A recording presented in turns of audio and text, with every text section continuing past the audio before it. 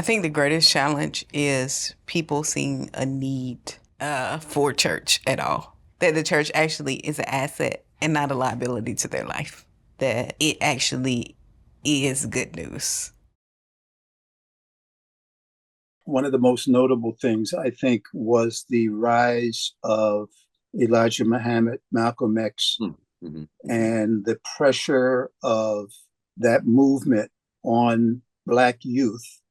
You had the growth of, I would call it aggressiveness.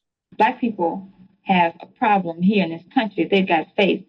They're in a struggle, and that struggle is for survival.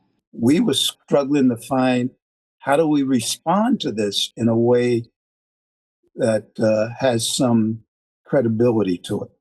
There's a kind of public narrative that would say that 2016 happens, a big moment, the 2016 election, and that was a big betrayal. Or it was sort of the straw that broke the camel's back of the kind of betrayals that people were anticipating. Yeah, I think it's different case by case. So for people who were in multi-ethnic spaces or white-led churches, that I feel like was the big betrayal that broke the camel's back for that group of people. But by and large, most Black people go to Black churches, which had a real strong commitment to justice. So for a large group of Black people who don't go to church, it has nothing to do with that 2016.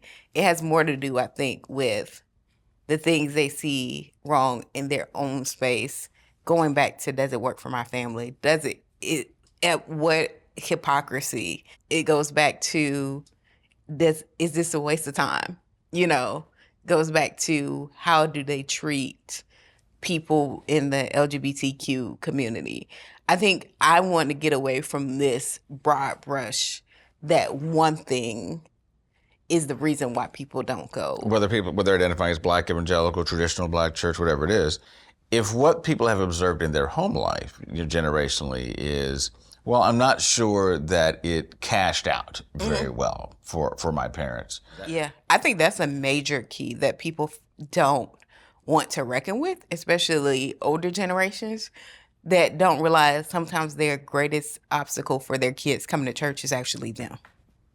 And that is hard for many people to stomach because they don't want to reckon with the fact that maybe they were one way at church and one way at home, and it created a hatred within their children of the very idea of church. Church was somewhere you had to go to be somebody different than actually who you actually are. One would hope that our Christian identity would be the place where we would belong most freely. And in actuality, for a lot of persons of African descent, what that has equaled is the one place where I am most fake is the church.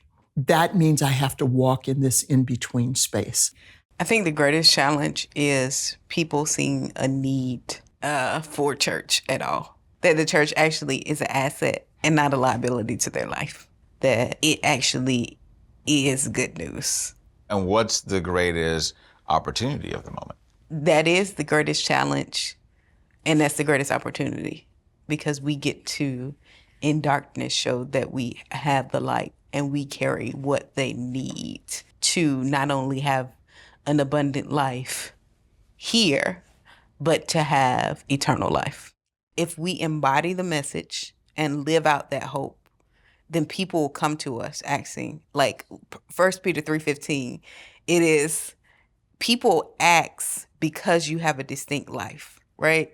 It's not that people just ask you questions, but Peter is saying people are going to ask you questions because you live in such distinction that it's like, how are you living that way? Like, how do you have this love? How do you have this joy? Considering all the factors around you, you shouldn't have this. What gives you that? And I think if we live in such a distinct way, it will draw people to us to ask us the questions, and then we'll be able to give the reason for the hope that we have.